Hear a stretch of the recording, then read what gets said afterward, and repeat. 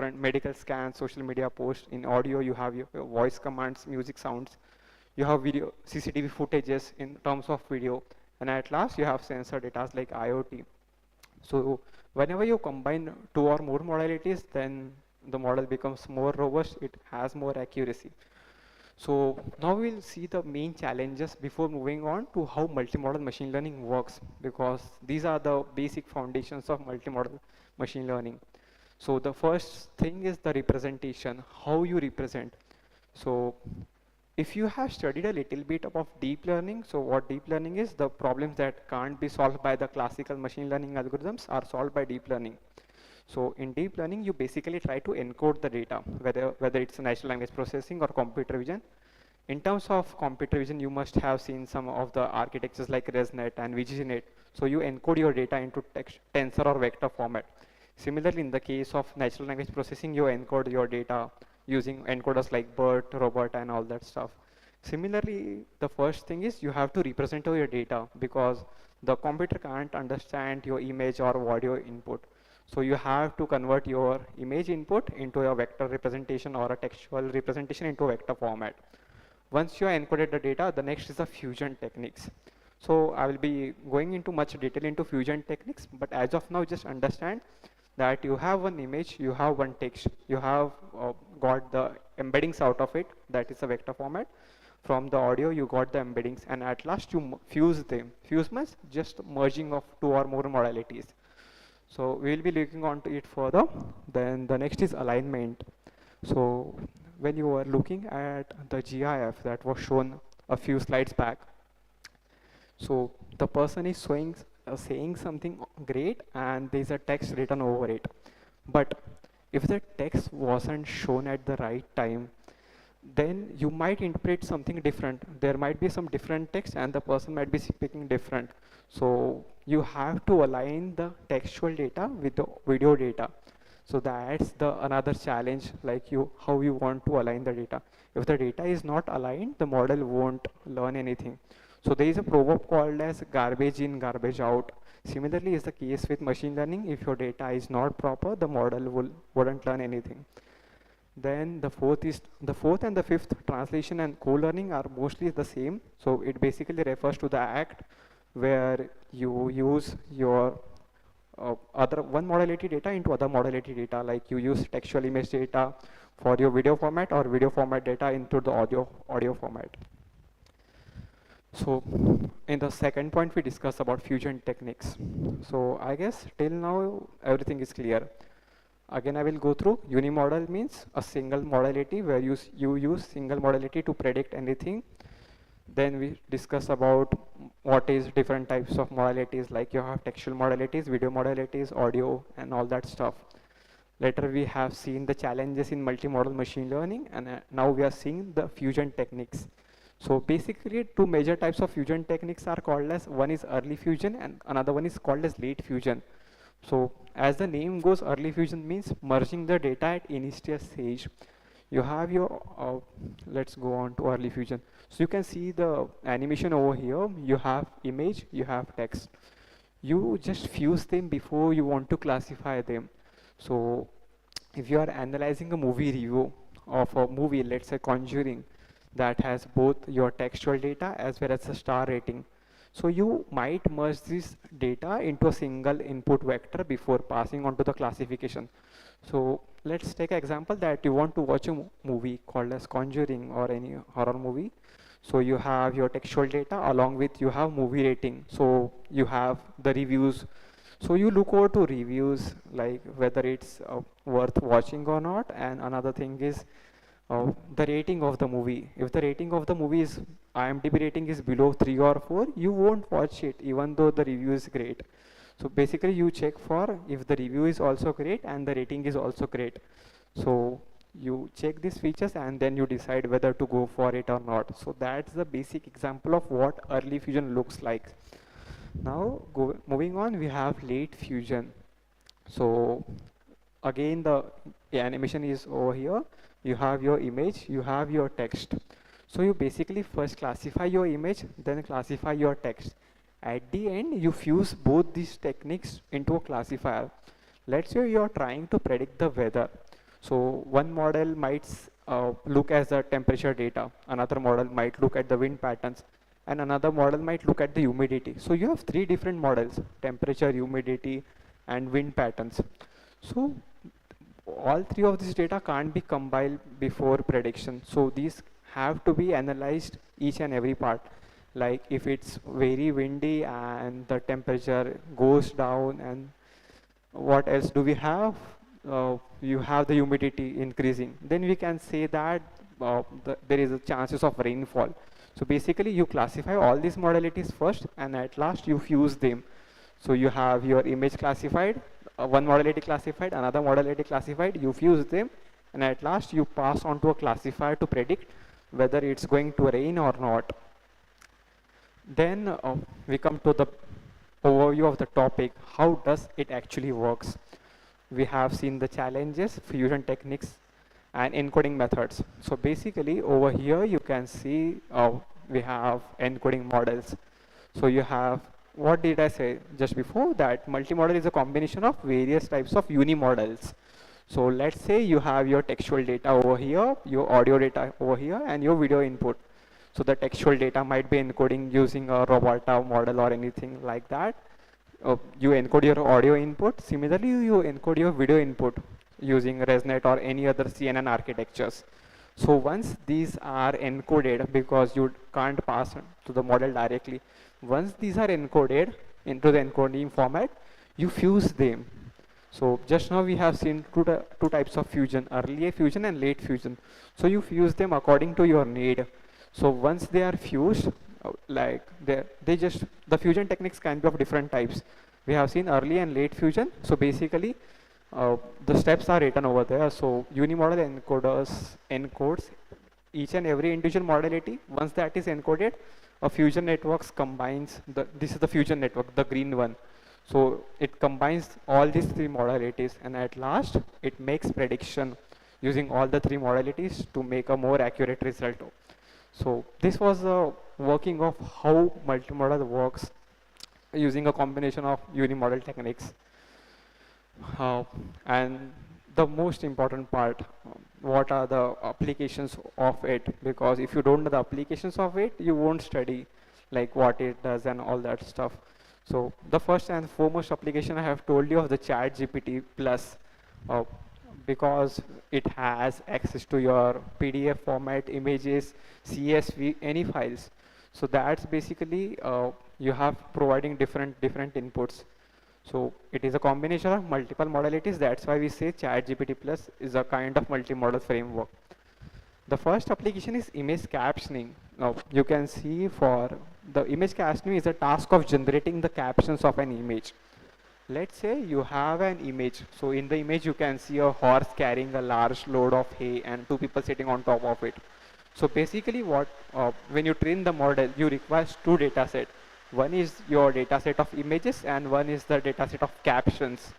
So you train the model, this is the image and this is the caption. You train for a lot of samples, like 1 or 2 lakh samples.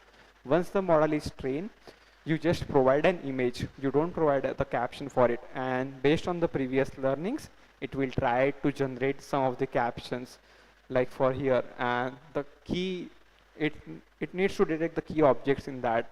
Like we have the horse as a key object, carrying as a key action. Similarly, we have the whole picture, the caption generated for the whole picture. The next example of it is called as image retrieval task. You might have seen on Google that you provide a single image of, there's a upload button on Google Images. You just upload a image on Google Image and tell that you want to fetch similar images to that. Now that is the problem that is solved by multimodal machine learning of image retrieval. So it is a task of finding similar images from a large database. So you can, you just go onto the Google Images and say the picture of Eiffel Tower, and you just say that this is the picture of Eiffel Tower and I want similar pictures but in a night time. So what does Google Images does is it look for the database and just give you the Eiffel Tower images in the night time. So whenever you make a search query based on the browser, the search engine provides an images section.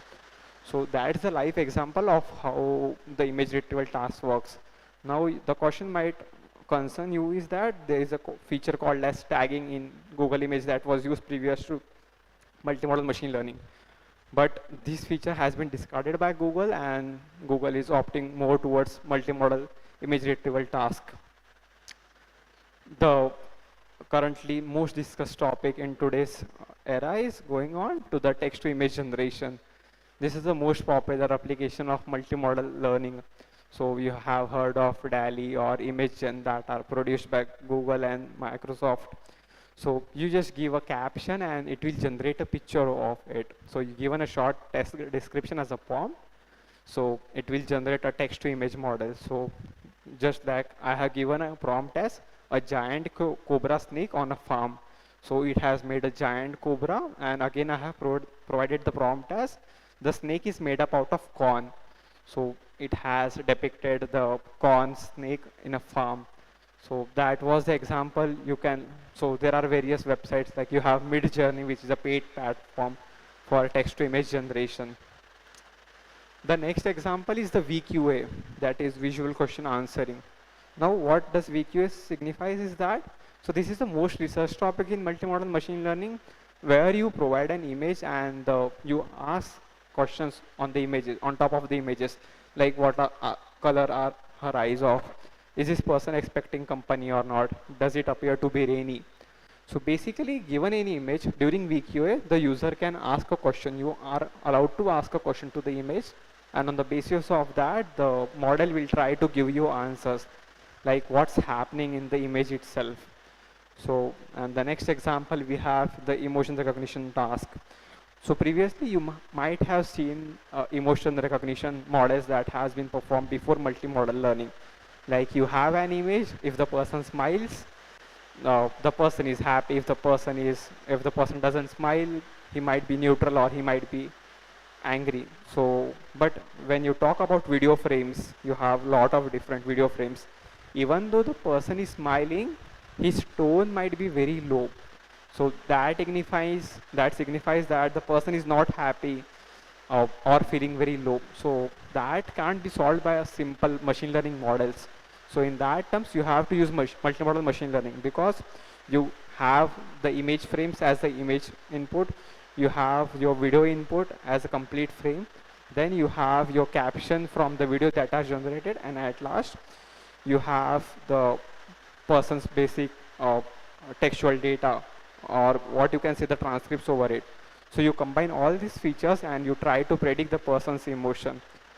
So that was the most interesting use case I have worked upon. And at last, I would like you to know that if you want to learn more about multimodal machine learning, of how it works, because it will be an emerging field in the future, just like machine learning and deep learning. So there's one very popular course on YouTube that is called as CMU Multimodal Machine Learning course 11777. This is the most famous course on multimodal machine learning, because there is no other course provided by Coursera or Udacity. So you can refer to this course for learning that. They have provided assignments along with the video lectures, and as additional resources, if you want to work on some of the projects, you have datasets like CMU Mozi or Kinetics 400. For library, basically all the fusion techniques I have mentioned, these are all implemented in TensorFlow. So you can use directly TensorFlow libraries for implementing the fusion techniques.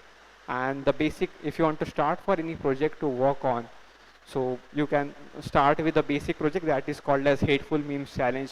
It was hosted 2 years back by Facebook or Meta, and it is the most widely used starting point for learning multimodal machine learning. So yeah, that's it about today's session. I don't want to keep it much heavy. I will just recall what we have learned till now. We started with what are machine learning, types of machine learning models. That was supervised, unsupervised, and reinforcement learning. I hope all of you know that. Then we went to unimodal machine learning. Unimodal machine learning just refers to the task where you have one modality, either text input or an audio format. Then we have seen why unimodal machine learning always doesn't work, because there are certain limitations. You can't access your video along with the textual data. In the GIF, we have seen that. Next, we have seen what is multimodal machine learning, where you combine multiple modalities of the data. Multiple modalities simply refers to your textual data, you have image data, audio, video, and sensor data. When you combine two or more modalities, it just becomes multimodal machine learning model. Then we have seen the main challenges in the multimodal machine learning tasks that were representation, fusion, alignment, and translation and co-learning. We learned the two fusion techniques. That first one was early fusion, where you combine the encodings before passing on to the classifier. Then we have seen what is late fusion, where you first classify and then fuse. And at last you again classify whether it was hateful or not. And at last we have seen how multimodal machine learning works. You have first, second, and third model, image, text, and audio. You encode all of these format. Once encoded, you fuse them and you pass on to your classification model to classify whether it's positive or negative on any of the stuffs. Then we have seen 5 applications of multimodal machine learning. The first one was image captioning, where you generate caption given any image. Moving forward, we have seen image retrieval tasks, where you provide an image to Google Images and you try to tell them fetch similar images like this. The third application that we have seen, currently ongoing topic, that was text to image generation, where given a text you generate any image. The last second application we have seen was visual question answering, where you just provide an image and you ask your questions on top of it.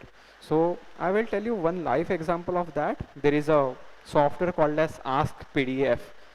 The plugin is also available in ChatGPT Plus. So what it does is, so basically you upload any PDF. So even if you are engineering student or you are studying integral calculus or physics oriented subject, you just upload your PDF to the Ask PDF software, and within a 30 or 40 seconds it will completely analyze your PDF, and on the basis of that you can ask the questions like, hey, I didn't get this part, or I didn't get this equation, and it will provide a detailed explanation in a layman terms. So you can use that software also for VQA.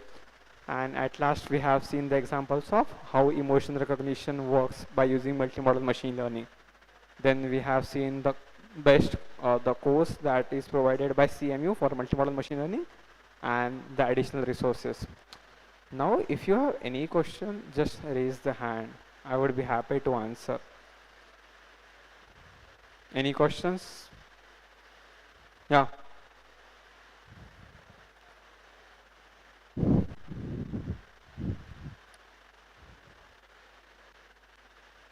You want mic?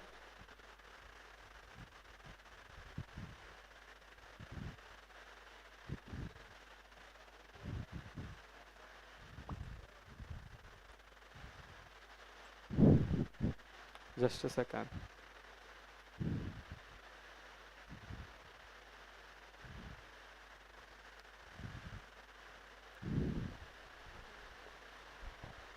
Hello, sir. My name is Yash. Hi. My question is about a privacy concern. Sir, coming to the privacy, what are the privacy ethical considerations which may arise when working with the multimodal data, such as privacy and bias, such as. So basically, when you talk about deep learning, there would be always bias, because deep learning models are considered to be the black box models. You don't know exactly what's happening into the deep learning models. So when you talk about a simple problems in deep learning, whether you want to solve whether the image is a cat or dog, or more complex problems, you predict the problem. And there are some of the models when you talk about biases. So some of the models are called as GradCam plus. So what this models does is, so let's say you have an input as a cat, and you tell the model predict whether it's a cat or dog, and let's say it has predicted it as a cat. So when you apply a GradCam model on top of it, so what it will try to do is, it will try to generate attention maps. Now what does attention map refers to? So during the prediction or during the training, where the model is exactly focusing on, is it focusing on the tail or is it focusing on the eyes? So it will exactly tell which part it focused on and why it generated the result as a cat and not as a dog. So the question is being answered like the bias term. So you use uh, attention models, that is GradCam or GradCam plus plus for the bias part. And for the privacy concern, as long you are using a public data set, you don't have to worry much about it. Any other Sir, questions? yes. Sir, what are the, how this field can be evolved in next coming years? So as you have seen uh, the two most used examples of multimodal machine learning, the first one is the chat GPT. If you have been using the chat GPT or let's say Bard, in Bard also you have the upload image option. You can upload a JPEG or a PNG format. So that comes as a multimodal machine learning format, because when you upload a JPG image, it is going onto the server, it is extracting the text out of it, and let's say you have image, it will analyze the image and all that stuff. So in the coming future, the multimodal is going into the boom field, because again you have your text generation models. Whole generative AI in the back end is using the multimodal, because you can't uh, the research on the unimodal has been explored till very much depth.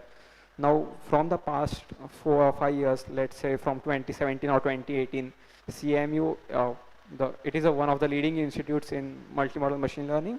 If you have been following them, they have been producing the most researcher in the world. So let's say you want to build a generative model, because when you talk about this text to image generation, it is a kind of generative model, right? So you are providing a text and image input. So in the coming future, the models are going to be the same or more advanced. Like you have image literally is quite old. The image captioning is also quite old. So you just see that you have textual data and image data. You fuse them and you generate more data, more insightful contents over on top of it. Similarly, in the coming future, the trends are going to be the same or increase. Sir, one last question. Sir, how this multimodal data can be implemented in the real life world, such as healthcare or autonomous Yeah, so I sectors? will tell you one real life example. So one of the project I was working on was, or let's say you have been searching was self-driving cars. Now this is the